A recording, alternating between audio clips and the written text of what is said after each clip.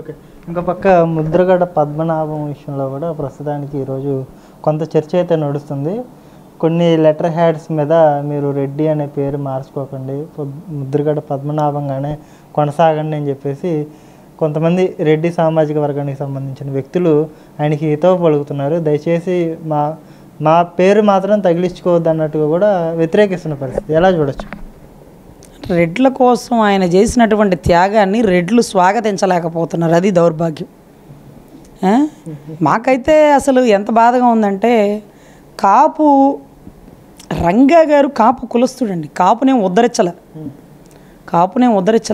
ఆయన చుట్టూ ఆయన కాపు మీద అంత కాపు ఫీలింగ్ ఉంటే కాపు అమ్మాయినే చేసుకునేవాడు, కమ్మమ్మాయిని చేసుకునేవాడు కాదు కదా.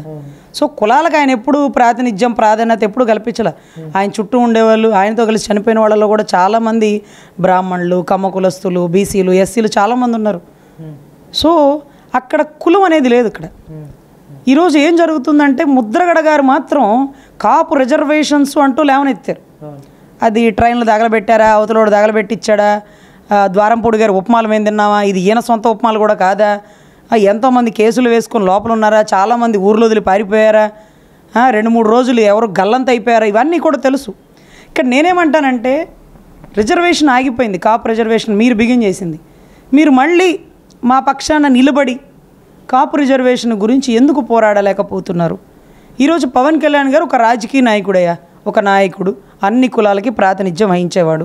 ఈరోజు అన్నా నేను కాపు బిడ్డని, కాపు రిజర్వేషన్ లేకే నేను జడ్జి కాలేకపోయాను, రిజర్వేషన్ ఉంటే నేను జడ్జి అయి ఉండేదాన్ని, ఇలా కాపు ఆడబిడ్డలు అన్ని రకాలుగా వెనక్కి వెళ్ళిపోతున్నారు. కాపు మగవాళ్ళు ఏ రకంగా ఉన్నారో నీకు తెలుసు కదన్నా, రాజకీయంగా ఎదగలేకపోతున్నారు, ఆర్థికంగా నిలబడలేకపోతున్నారు.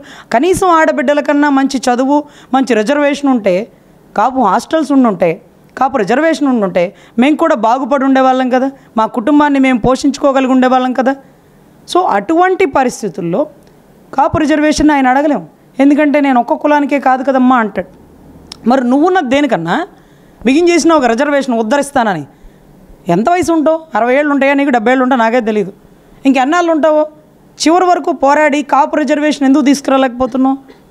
ఈరోజు అందరూ కాపు ఓటింగ్ అంతా టీడీపీకి, జనసేనకి కట్టుబడి కూటమికి వేశాం కదా. ఇప్పుడు ఒకవేళ కూటమి అధికారంలోకి వచ్చింది కాబట్టి మళ్ళీ రిజర్వేషన్ గలాన్ని విప్పే పరిస్థితి ఏమన్నా చూడొచ్చు అంటారు? ఆ యాంగిల్ ఏమన్నా బయటికి తీస్తారా? ముద్రగడ పద్మనాభం తీయాలని మేము కోరుకుంటున్నాం సార్. తమ్ముడు తనవాడైనా నీతి తప్పకూడదు, ఎప్పుడైనా గుర్తుపెట్టుకోండి. మరి జగన్ గారు ఉన్నప్పుడు ఎందుకు తీయాల ఆ కోణాన్ని, ఆ పోరాటాన్ని ఎందుకు బయట పెట్టాలి? సరే, జగన్ గారు ఉంటే ఆయన రెడ్డి, ఈయన రెడ్డి, నేనేమి చేయను అన్నాడు. చంద్రబాబు గారు ఆపేశారన్నారు. ఈరోజు పవన్ కళ్యాణ్ ఒక కాపు కొలస్తుడు అన్నారు. నువ్వు నీకు మొలతాడు కట్టింది ఎప్పుడు?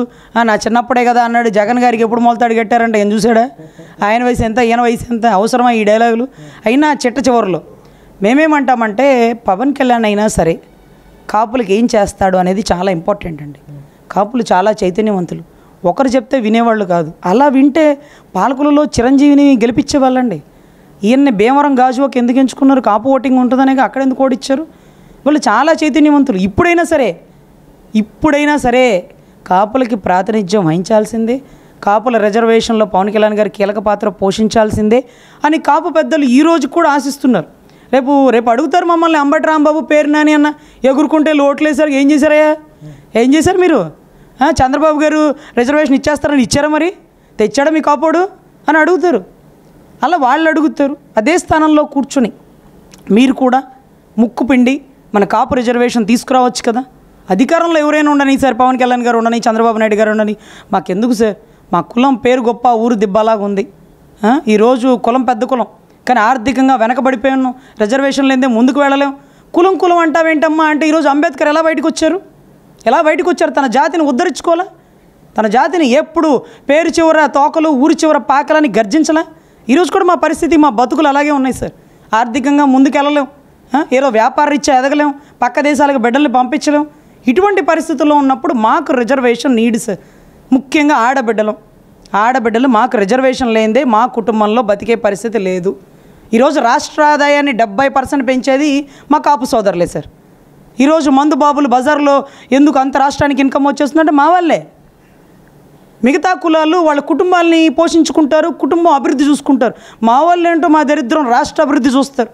సో ఇటువంటి పరిస్థితుల్లో వాళ్ళు రాష్ట్ర అభివృద్ధి చూసినా కాపు ఆడపిల్లలుగా మేమన్నా మా కుటుంబ అభివృద్ధి చూసుకోవాలంటే మేము ఆర్థికంగా నిలబడాలి కదా. నిలబడాలంటే మాకు ఒక అవసరం ఉండాలి కదా, అవకాశం ఇవ్వాలి కదా మీరు. సో రిజర్వేషన్ అనేది కాపు ఆడబిడ్డలకి చాలా నీడ్ సార్. చట్టసభల్లోనూ కూర్చోలేం, గవర్నమెంట్ ఉద్యోగాలు చేయలేం, విదేశాలకు పోయి ఆర్థిక స్తోమత లేదు, డిగ్రీ అయిపోగానే ఎప్పుడు పెళ్లి చేసేద్దాం, ఎప్పుడు బాధ్యతలు వదిలించుకుందాం అనేటటువంటి కాపు సోదరుల మధ్యలో బతుకుతున్నాం. మరి మా కాపు సోదరులు మాత్రం అన్ని కులాలను ఐకమత్యం చేసేస్తారు. ప్రతి కాపోడు దళిత బిడ్డని, ఒక బీసీ బిడ్డని, ఒక కమ్మ కమ్యూనిటీ బిడ్డని, ఒక రెడ్డి కమ్యూనిటీ బిడ్డని పెళ్లి చేసుకుని కాపు ఓటింగ్ మాత్రం పెంచేస్తారు. సో ఇటువంటి పరిస్థితుల్లో రోజులు పెరిగే కొద్దీ మా ఓటింగ్ మీకు అవసరమే సార్. కాపు ఓటింగ్ ఇప్పుడు కాదు, 5 ఏళ్ల తర్వాత కూడా మీకు అవసరమే. ఇంకా పోయే 5 ఏళ్లకి ఇంకా ఓటింగ్ పెరుగుతుంది. ఇంకా మా కాపు సోదరులు మళ్ళీ దళిత మహిళల్ని, మళ్ళీ రెడ్ల పిల్లల్ని పెళ్లి చేసేసుకుంటే పిల్లలు పెరిగిపోతూ ఓటింగ్ పెరిగిపోతుంది. సో మాతో మీకు ఇవాళతో అయిపోదు, రాను రాను కూడా మాతోనే మీకు అవసరం. మరి మాకెంత ప్రాధాన్యత ఇవ్వాలి అని ముద్రగడ గారు గర్జిస్తుంటే బాగుండేది. ఆగిపోయిన రిజర్వేషన్ పూర్తి చేస్తా, చంద్రబాబు గారిని గట్టిగా అడుగుతాను, మన రిజర్వేషన్ సాధిస్తాను అనాల్సిన వ్యక్తి పేరు చివర రెడ్డి పెట్టుకుంటాను, గజెట్ నోటిఫికేషన్ ఇవ్వండి అని మాట్లాడతారు. మేమంటే ఏదో మొరుగుంటాం, మిమ్మల్ని తిట్టుంటాం, మా వయసుకి మేము క్షమాపణ చెప్తున్నాగా. మా అధినాయకుడు ఏ రోజన్నా ముద్రగడ గారు అని కానీ లేకపోతే ఇంకో పదం కానీ వాడకుండా ఎప్పుడన్నా పెట్టారా? మీ కూతురు వచ్చి స్టేజ్ ఎక్కి మాట్లాడుతుంటే కూడా కండవ ఎందుకు కప్పలా? ఆ అమ్మాయికి కండవ కప్పి ఆ అమ్మాయిని ప్రచారానికి బయటకు దించితే ఈరోజు మిమ్మల్ని అవమానించినట్టుగా భావించి, తప్పమ్మా, తండ్రి సమానులైన 4 మాటలు అంటారు, పద నాన్నగారి దగ్గర పిలువు, నేను వస్తాను, వచ్చాక నీకు ఖచ్చితంగా ఎమ్మెల్యే సీట్ ఇస్తాను మీ నాన్నగారు చెప్తే. అంటే ముద్రగడ పద్మనాభం గారి కూతురుగా మేము ఇచ్చే గౌరవం అదే ఆవిడకి. ఎమ్మెల్యే ఇస్తాం, దగ్గరుండి గెలిపించుకుంటాం, పని చేయించుకుంటాం, ఇదంతా ఒక ఎత్తు సార్. మీరు ఆగిపోయిన రిజర్వేషన్ ముందుకు కలపాలా. కాపులకి రిజర్వేషన్ నీడు, కాపులు ఎటు ఉంటే అటే గెలుపు, దాంట్లో ఎటువంటి మార్పు లేదు. అది 2 పార్టీల వారికి తెలుసు, 2 కులాల వారికి తెలుసు. ఎప్పుడు అయితే ఈ కులం లేకపోతే ఆ కులం. బీసీ ఓటింగ్ ఎక్కువ ఉంది, ఎస్సీ ఓటింగ్ ఎక్కువ ఉంది, కాపు ఓటింగ్ విచ్చలవిడిగా ఉంది. అయినా సరే 2 కులాలే రాష్ట్రాన్ని ఏలాలా, మిగతా కులాలు ఏలకూడదా అనేటటువంటి విమర్శలు చాలామంది సంధిస్తున్నారు సార్, నేను కాదు. సో ఎనీవే మా కాపు రిజర్వేషన్ మాత్రం వెనక్కి పడితే స్థానిక ఎన్నికల్లోనే బయట పెడతారు. ఎందుకంటే చాలామంది ఓటింగ్ వేసేటప్పుడు నాకు అదే చెప్తున్నారు, ఏమ్మా మీ నాయకుడికి చెప్తావా అని. అయ్యో నాయకుడు మనసులో ఉంటుందిలే సార్, అయినా నాయకుడు ఒక కులానికి అంటకట్టకండి సార్, మాట్లాడదాంలేండి, డిస్కషన్ చేద్దాంలేండి, జరుగుతుందిలేండి అని చెప్పి కవర్ చేసుకుంటూ వస్తున్నాం. ఇది మీడియా ముఖంగా ఎందుకు చెప్తున్నానంటే ఆగిపోయిన రిజర్వేషన్ని మళ్ళీ పురిగొల్పాలా. సో ఇది మాకు చాలా అవసరం. మేము బ్రతకాలన్నా, మా బ్రతుకు తెరుగుండాలన్నా, మాకు భవిష్యత్తు ఉండాలన్నా రిజర్వేషన్ నీడండి. కాపులు ఎటు ఉంటే అటే గెలుపు, దాంట్లో ఎటువంటి మార్పు లేదు. అది 2 పార్టీల వారికి తెలుసు, 2 కులాల వారికి తెలుసు. ఎప్పుడు అయితే ఈ కులం లేకపోతే ఆ కులం. బీసీ ఓటింగ్ ఎక్కువ ఉంది, ఎస్సీ ఓటింగ్ ఎక్కువ ఉంది, కాపు ఓటింగ్ విచ్చలవిడిగా ఉంది. అయినా సరే 2 కులాలే రాష్ట్రాన్ని ఏలాలా, మిగతా కులాలు ఏలకూడదా అనేటటువంటి విమర్శలు చాలామంది సంధిస్తున్నారు సార్, నేను కాదు. సో ఎనీవే మా కాపు రిజర్వేషన్ మాత్రం వెనక్కి పడితే స్థానిక ఎన్నికల్లోనే బయట పెడతారు. ఎందుకంటే చాలామంది ఓటింగ్ వేసేటప్పుడు నాకు అదే చెప్తున్నారు, ఏమ్మా మీ నాయకుడికి చెప్తావా అని. అయ్యో నాయకుడు మనసులో ఉంటుందిలే సార్, అయినా నాయకుడు ఒక కులానికి అంటకట్టకండి సార్, మాట్లాడదాంలేండి, డిస్కషన్ చేద్దాంలేండి, జరుగుతుందిలేండి అని చెప్పి కవర్ చేసుకుంటూ వస్తున్నాం. ఇది మీడియా ముఖంగా ఎందుకు చెప్తున్నానంటే ఆగిపోయిన రిజర్వేషన్ని మళ్ళీ పురిగొల్పాలా. సో ఇది మాకు చాలా అవసరం. మేము బ్రతకాలన్నా, మా బ్రతుకు తెరుగుండాలన్నా, మాకు భవిష్యత్తు ఉండాలన్నా రిజర్వేషన్ నీడండి.